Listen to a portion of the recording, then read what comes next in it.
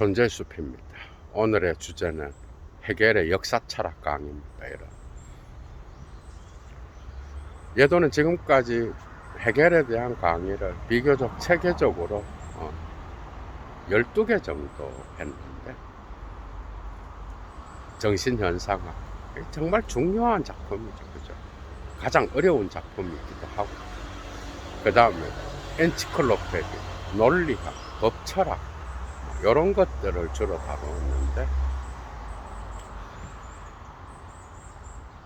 헤겔을 이해하기 위한 가장 중요한 책이 어떻게 보면 헤겔이 말년에 베를린 대학교에서 1822년부터 30년까지 했던 강의죠. 역사철학 강의. 이것은 정신현상학과 같이 난해한 글쓰기가 아니라 세계사를 주제로 하여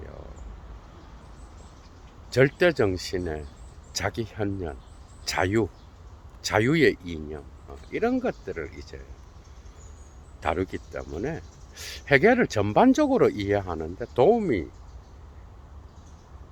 되고, 또 그래서 많은 사람들의 관심을 또 끌 수 있고, 헤겔을 설명할 때 헤겔의 사유를 이해하기 위한 중요한 작품이 바로 역사철학 강의.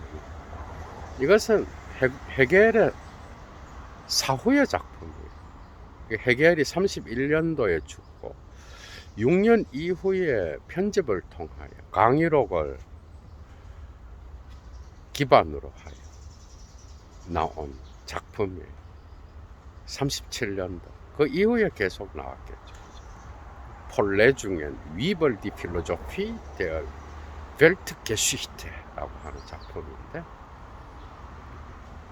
이건 역시도 예도의 클래스를 갖고 여러분들한테 풀려고 합니다. 헤겔의 사유의 가장 핵심적인 이해의 단초는 그의 프랑크푸르트 시절, 초기 시절의 신학 연구에 있어. 거기에서 결정적으로 중요한 작품들이 여러 개가 있는데요. 이것에 대해서도 예도가 따로 강의를 하긴 해야 되는데, 그 작품이 바로 Das Christentum und sein Schicksal, 그리스도교와 그것의 운명이라고 하는 작품이에요. 헤겔 역시도 그의 사유 전반을 칸트를 극복하려고 어떻게 보면 하다가 어떤 그리스도교 안에서, 특히 요한복음에서의 영개념, 그리스도교의 정신의 개념, 푸뉴마의 개념 발견하게 되죠. 그죠? 이게 이제 칸트의 물 자체와 현상, 주체와 객체의 이분법적인 두알리스무스를 극복하는 어떤 개념이, 이 절대정신은 그리스도교의 성령의 개념이에요. 삼위일체의 세 번째 위격에 해당하는 영개념인데, 이게 헤겔을 이해한 단초예요. 이게 가다모 역시도 진리와 방법에서 헤겔의 철학을 프노이마티셔 필로조피, 성령론적 신학 철학이라고 해요. 헤겔의 철학은 영에 대한 철학이다, 이렇게 이야기하는. 이 영을 헤겔은 재미죠, 여러분. 그죠? 이게 이제 헤겔의 사유를 이해하기 위한 전반적인 어떤 거예요. 이미 강의를 한 부분도 있어요. 예도 강의를 들었던 분들은 알아요. 오늘 또한 이 종합적으로 역사철학 강의를 다루면서 이러한 이해가 아주 중요한 거라고 생각합니다. 그러니까 그 당시에 계몽주의 철학을 통한 합리성, 여기에서 이제 이성이 아주 결정적인 역할을 하잖아요. 룸프트. 그런데 이것을 어떤 낭만주의의 신적인 것에 대한 무한자에 대한 체험과 연결시킨다고. 이게 독특한 거예요. 이게 슐라이어마흐는 그것을 감정으로 갖고 갔는데, 해겔은 끝까지 이 이성의 개념을 고수하죠. 그죠? 그런데 그 이성은 그리스도교의 성령의 개념, 영의 개념과 결합된 거예요. 생명이죠. 그죠? 그 낭만주의 안에는 그런 것들이 숨어 있는 거예요. 이 쉘링한테도 나타나. 언젠가 또 슐라이어마허와 비교하면서 또 강의를 하겠는데요. 이거 한도 끝도 없습니다, 여러분.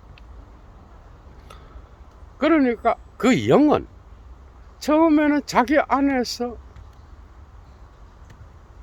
자기 본질 안에 있었던 거예요. 그런데 이 세계를 창조하면서 신은 뭐예요? 자기 바깥으로 나오죠. 이게 엔트프렘동, 소외란 개념이에요. 이 락칸까지 가면서 알리에나시옹이란 개념으로 번역되죠. 불어로. 그러니까 마르크스를 통하여 또 다른 방식으로 나가는데 이거 외화라고 번역될 수도 있어요. 그러니까 신이 자기 자신으로부터 바깥으로 나온다는 거예요. 또 다른 독일어 말로 엔틀라센이야. 자기를 방출하는 거야. 바깥으로. 그래서 자기를 외화시키면서 자유를 실현해 가는 게 역사인 거예요.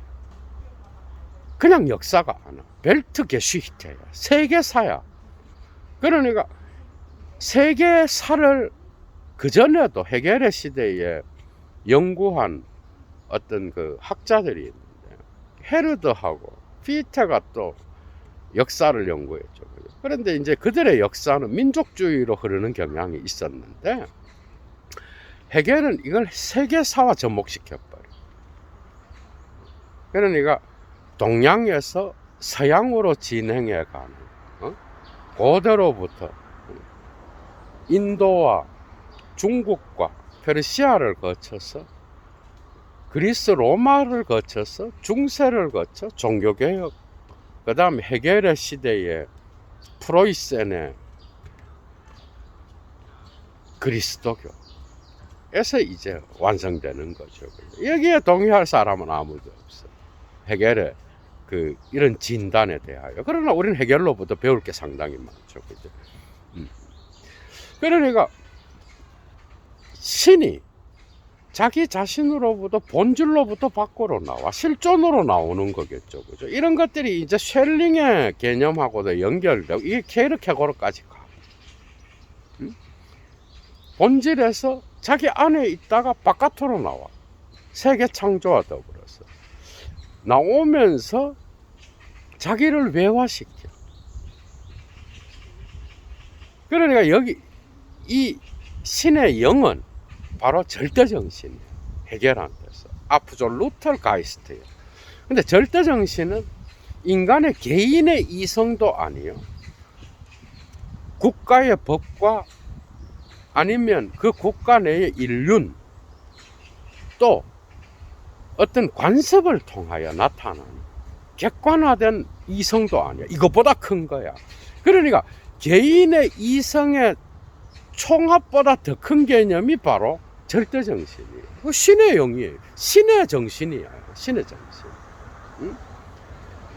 그걸 이제 그리스도교의 어떤 그 요한복음 전통으로부터 끌어낸 그런 것들이 이제 그리스도교와 그 운명 이런 작품들에 나타나.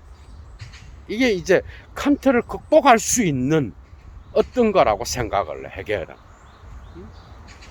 그래서 헤겔의 역사 철학에서 정말 중요한 개념이 자유야. 이건 이미 정신현상학에서도 나타나요. 정신현상학을 이해한 사람은 헤겔의 역사 철학 강의는 쉽게 이해할 수 있어. 또 다른 관점이 또 있어. 그러니까 절대정신이 활동하는 어떤 무대가 바로 역사야. 그 역사는 하이데거는 언어가 존재의 집이라고 그랬는데 헤겔한테서 역사는 바로 절대정신의 활동 무대요, 절대정신의 집인 거야.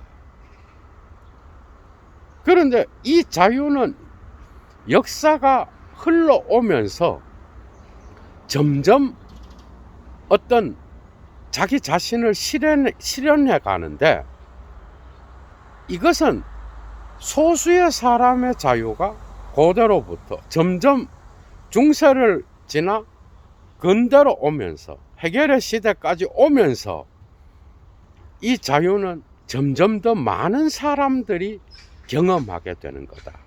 응? 이게 이제 깔려 있는 거야. 거기 뭐가 있겠어? 프랑스 혁명이 있죠. 그러니까 프랑스 혁명이 일어났을 때 이 나폴레옹을 보고 괴테나 헤겔은 둘 다 어떤 민족주의로 흐르지 않았어. 이 나폴레옹은 어떻게 보면 독일을 그 당시에 독일이 어떤 프로이센을 잡아먹기 위하여 온 프랑스의 장군이잖아, 그죠? 그런데 그를 세계 영혼이라고 칭송해. 괴테가 또 나폴레옹과 괴테 이야기도 재미있죠. 나폴레옹이 전시 중에 젊은 베르테리의 슬픔을 몇 번을 읽었다는 그런 일화가 전해지죠, 우리한테. 그런 정도로 그 당시에 독일의 지성들은 이 프랑스 혁명을 정말 소중히 여겼어요. 그 이유는 그 자유가 특정 소수의 권력, 군주나 아니면 봉건 어떤 그 제후들이나 아니면 특정 성직자 계급이나 여기에 제한되지 않고 이제 이 자유가 점점 시민 계급으로 확산됐다라는 것에 아주 방점이 있는 거예요. 해결 철학에서. 그래서 절대 정신이 자기 자신의 본질로부터 나와서 이 세계에 자기 자신의 자유를 실현해 가는 과정이 바로 역사인 거야, 해결하는 것은. 그런데 이 과정에서는 개인의 관점에서 볼 때는, 개인의 이성에서 관점에서 볼 때는 역사는 결코 행복의 무대가 아니라 도살장의 무대. 역사는 이런 고찰들이 이제 해결한테서 중요. 그러니까 역사는 절대 정신이 자신의 자유를 실현해가는 과정인데, 그 과정에서 개인의 이성이 볼 때는 결코 행복한 것이 아니라 어떤 모순과 불화의 어떤 특징으로 나타난다라는 거예요. 그러니까 그리스도교 신학에서 말하는 어떤 신정론의 문제, 신이 존재한다면 이 세계가 어떻게 이렇게 악할 수 있어요? 어떻게 이렇게 전쟁과 가난과 죄 없는 아이들의 죽음, 질병, 이런 모순과 불화들이 계속 일어나고 있을까? 라고 하는 신정론에 대한 질문과, 그럼에도 불구하고의 신앙이 들어가요. 그럼에도 불구하고 신은 결국 자기 자신의 자유를 실현하여 자기 자신으로 복귀한다 이거예요. 이때 이게 역사가 완성된다고 봅니다. 그게 뭐야? 신이 자기 자신으로부터 있다가 점점 이 세계 역사를 통하여 자유를 실현해 가면서 그 자유가 완성될 때에 자기 자신으로부터 외화시켜서 활동하다가 완성될 때 자기 자신으로 복귀. 이런 신비주의 철학의 해결한테 숨어 있다. 이런 것들은 어떻게 보면 거의 신학에 가깝죠, 그죠? 그게 해결 철학의 중심부에 숨어 있었던 거예요. 마르크스는 당연히 이런 데 관심이 없죠, 그죠? 그래서 이 과정에서 역사를 무대로 하고 절대 정신이 자기의 자유를 프라이하이트를 실현해 가는 과정이었어. 자기의 외화를 통하여 계속해서 역사와 접촉하는 그 과정에서 모순이 발생한 거예요.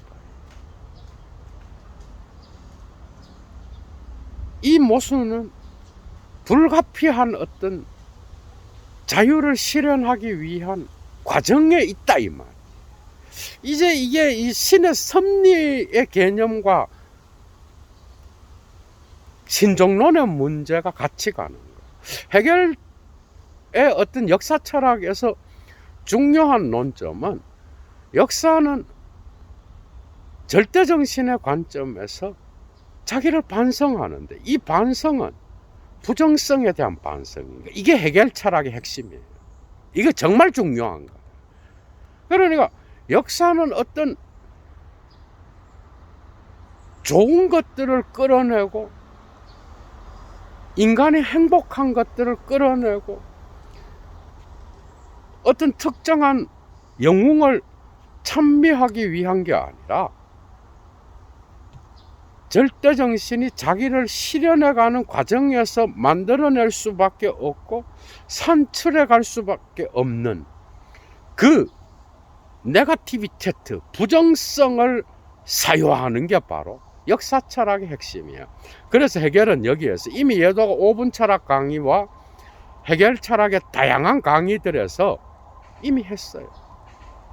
예도가 지금까지 900개 이상의 강의를 했는데 헤겔에 대한 강의는 헤겔로만 묶어놓은 12개 이외에도 최소한 수십 개가 넘어. 헤겔을 이야기하지 않고 철학이 가능한가? 4, 50개는 됩니다, 여러분. 지금까지 충실하게 이렇게 사유여행에 참여하면서 메모를 하고 사유를 했던 분들은 아주 재미있게 강의를 들을 수 있어요.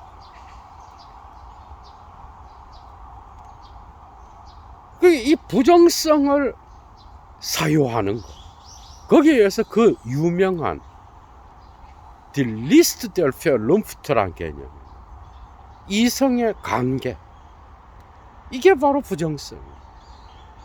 아니, 절대정신이 신의 정신이요, 이것은 자기 자신의 외화를 통하여 인간의 개인의 감각과 지각과 오성과 이성을 통하여 나타나며 그 다음에 객관정신에서 자신을 객관화하고 주관정신, 개인의 이성 안에서 자신을 주관화하며 그래서 법과 인륜과 그 사회의 제도를 통하여 나타나고 또한 국가들 간의 전쟁이나 분쟁이나 화해를 통하여 이 세계 역사를 만들어 간다고 한다면 거기에는 불가피하게 개인의 관점에서 보면 행복하기만 한 게 아니라 엄청나게 많은 악들이 함께 역사에서 존재할 수밖에 없어요. 이 신학에서 이 부분을 해결하지 못해서 오늘날까지 해결하지 못했어요. 신정론의 문제를 해결한 신학자는 없어요. 불가능합니다. 그거는 해결했다고 하면 그거는 웃기는, 그거는 불가능해. 영원히 누가 해도 해결할 수가 없어. 이것은 이런 악에도 불구하고 이런 역사의 모순에도 불구하고 이성의 관계가 나타나서 어떤 부정성을 산출함에도 불구하고 신은 역사를 통하여 신의 정신, 절대 정신은 자기 자신의 자유를 그럼에도 실현해 가서 결국은 절대지에 도달하는, 그게 바로 역사라는 거예요. 여기에 동의할 사람이 몇 명이 있겠어. 그러나 그 사유는 정말 중요한 거예요. 이런 그러니까 세계사가 바로 역사인 거예요. 이 과정에서 신은 이성의 관계를 통하여 부정성을 산출하지만 특정 영웅을 선택하여 그 시대의 시대 정신을 이끌게 하는 거예요. 그 절대 정신은 어떻게 보면 시대 정신을 산출하는 그런 역할도 하는 거죠. 짜이트가이스트. 그래서 카이사르나 로마 시대에 활동했던 다양한 황제들이 있죠. 그죠? 그리고 헤겔의 시대에 나폴레옹을 뺄 수가 없지. 말을 탄 벨트젤레 세계 영웅. 이 나폴레옹의 중요점은 자유예요. 나폴레옹 이전에는 자유가 특정 소수의 인간들에게 제한되어 있었어요. 그대로 올라가면 그 자유는 점점 소수의 인간들에게 집약되어 있고 대부분은 노예로서 그 소수를 위하여 일하는 그런 아주 작은 부분을 차지한 게 역사였어. 세계사에서 볼 때. 그런데 이 자유가 프랑스 혁명을 통해 그게 나폴레옹의 장점은 어떻게 보면 나폴레옹이 가는 곳마다 이 민중의 자유, 시민의 자유를 퍼뜨리고 다닌다고 생각한 거야. 그래서 헤겔 역시도 절대 정신은 어떤 영웅을 역사 속에서 선택함으로써 자기 자신의 자유를 실현해 간다고 본 거예요. 그런데 이 과정에서는 죽음과 질병과 가난과 그 다음에 전쟁과 같은 이런 무자비한 악을 산출할 수밖에 없는. 그래서 역사는 신정론의 문제가 그 한가운데 포함될 수밖에 없는 거라. 이건 역시도 그러니까 절대정신의 자유의 실현 안에는 이런 신정론의 문제가 함께 포함되어 있다라는 거예요. 도스토예프스키나 알베르 까미 같은 이런 문학가들은, 이런 사상가들은 이거 갖고 이제 박살 내죠, 그죠? 아니 뭐 그런 신 우리는 안 믿겠다. 그런 신은 이거 해결하기 어렵습니다. 몰트만도 이 부분을 해결하려고 십자가에 달리신 하느님을 썼는데 이 부분은 해결됐다기보다는 그리스도교에 대한 십자가를 통한 자기 비판을 통하여, 그죠? 해결과 같지 안 나갔죠, 몰트만도. 그것은 그 이후에 나타난 이 신의 섭리를 정당화하는 이 헤겔의 이성의 관계의 개념, 그죠? 그래서 이 신정론을 신의 섭리를 통하여 정당화하는 이 헤겔 철학에 대한 어떤 해체라고 볼 수 있는 거야, 그것도. 그런데 그거는 이미 그리스도교 전통 안에 있는 욥기라든지 다양한 부분에서 해결한 것 같은데 이 해결이 상당히 어려워. 리케르는 독특하게도 이 욥기에서 후기아의 대가를 갖고 와서 해결하죠, 그죠? 그건 역시도 신의 관점에서 이 세계의 악과 고통을, 인간의 고통을 바라보는 그런 지평을 열어주는 건데 헤겔 역시도 그렇게 나갔다고 볼 수 있어. 그러니까 헤겔이 다른 역사가들과 다른 것은 어떤 세계사를 역사가의 관점에서 전체적으로 조망하는 이런 것보다는 그것을 현실과 접목시켰고 그 현실에 나타나는 이성적인 것은 현실적인 것이다. 그 유명한 법철학의 명제, 그건 역시도 역사 철학의 명제. 그것을 통하여 절대정신을 통한 자기 자신의 실현이라고 하는 이런 것들이 들어와서 과거와 현재를, 그죠? 어떻게 보면은 통일시키는 방식으로 나갔다라는 거. 그러나 여기에는 큰 문제점이, 특히 이제 해겔의 역사 철학의 문제점 중에 가장 큰 문제는 동양을 바라보는 시각이에요. 이 중국과 인도 철학, 그 다음에 페르시아까지, 거기에는 인간의 자유가 실현되기는커녕 아직 자유를 모르는 어떤 역사의 시초의 단계였다. 이 그리스를 통하여 이제 자각이 일어나서 뭐 로마로 넘어왔고 그리스도교가 들어오면서 이 자유의 실현에 어떤 것들이 나타나게 돼. 이런 해석을 오늘날 누가 받아들이겠어? 이 점에서 해겔 역시도 독일 민족주의자라고 할 수 있어. 그러나 민족주의로 흐른 거는 결코 아니고 그 마지막에 어떤 역사의 완성, 신이 자기 자신의 자유를 실현하는 마지막 단계를 프로이센의 어떤 그리스도교와 묶은 것, 이런 거에 대한 비판이겠죠. 그러나 해겔이 역사를 이런 방식으로 봤다라는 것은 또 다른 통찰을 우리에게 줄 수 있다. 이성과 자유의 어떤 관계, 그 다음에 절대정신을 통한 어떤 역사의 실현, 이런 것들은 해겔만의 독특한 시각이죠. 이 절대정신을 또 받아들일 자가 없겠지만은 많은 사람들이.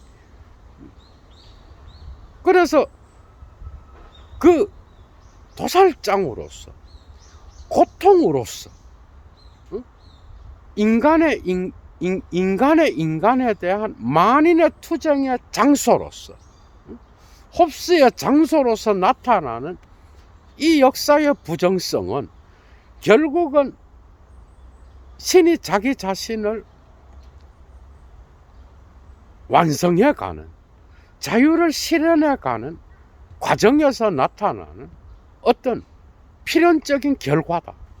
이것도 받아들일 사람이 없어. 그 부정성을 이런 방식으로 해석하는 거예요. 그래서 특정 영웅을 선택해서 특정 시대의 시대정신을 이끌어가고 그 시대의 절대정신이 자신의 자유를 실현하는 도구로 사용한다라는 그런 관점에서는 어떻게 보면은 그리스도교의 어떤 그 신론에서 나타나는 섭리의 개념과 상당히 많은 부분이 일치하죠. 그죠? 이런 것들을 빼버리면 해겔의 역사 철학은 이제 부정성에 대한 어떤 반성들이 나타나게 되는데, 이런 것들은 역사를 바라보는 새로운 시각을 보편성 안에서의 개별성, 그 다음에 개별성의 관점에서 보편성을 바라보는 이러한 해석학적 순환이 또한 중요한 논점이라고 할 수 있겠죠. 그죠? 그러니까 해겔은 말년에 결국 독일 그리스도교의 어떤 전통 안에서, 그죠? 이 세계의 역사를 사유했다. 그리고 그 시대에 프랑스 혁명의 영향을 받아서 나타난 인간의 자유의 실현이라고 하는, 이거 아주 소중한 거죠. 그죠? 그러니까 자유는 처음에는 아주 작은 소수에게 있다가 이게 점점 역사가 발전하면서 확대되었고, 그 자유는 이제 프랑스 혁명을 통하여 모든 인간이 자유로워야 된다라고 하는 그 자유의 실현이 보편화됐다라는 거, 이걸 역사의 완성으로 봤다는 거. 그러니까 해겔은 보수적이기도 하고 아주 진보적이기도 한 이 두 개의 얼굴을 함께 갖고 있는 철학자야. 그 철학이 그럴 수밖에 없어. 그래서 뭔가를, 그래서 지적 같은 오늘날의 철학자는 해결한테서 부정성이 가장 소중한 어떤 주제라고 보잖아. 그죠? 이걸 다 제거해버리면, 해결은 부정성과 이질적인 것을 결코 가볍게 다루지 않았어. 이게 우리가 해결한테서 배울 수 있는 거야. 아주 심도 있게 다루었죠. 그죠? 그리고 이성과 자유의 개념, 그런 것들을 주객 철학에 묶어두지 않고 이 두 개를 이제 칸트와 다른 거죠. 그죠? 역사의 어떤 과정으로 봤다라는 거. 이거는 해결 철학에서 우리가 배울 수 있는 게 상당히 많아요. 주체와 객체의 어떤 분리를 역사 안에서의 통합의 과정으로, 변증법적 운동으로서 이 통일과 동일성의 개념은 오늘날 포스트 모더니즘에서 동일성을 들레즈가 비판하든 누가 비판하든 이 동일성을 비판하잖아. 그런데 그 동일성이 아니에요. 해결한테서도 결코 아니죠. 그죠? 어떤 통일시키는 그런 건데, 이건 역사의 운동 안에서 어떤 갈등이 어느 정도 해결되고 또 다른 변증법적 관계로 나간다라는, 그 완전한 해결을 이야기하는 게 아니야. 해결한테서도. 그러니 이 부정성을 아주 심각하게 다룬 해결 역시도 결국 신의 섭리의 어떤 승리에 나팔을 불게 하지만, 그러나 그 배후에는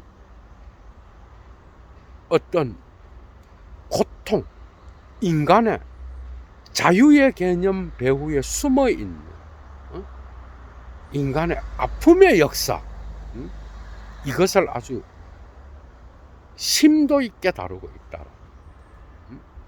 이게 이제 해결의 역사 철학의 어떤 중요한 관점이라고 할 수 있는.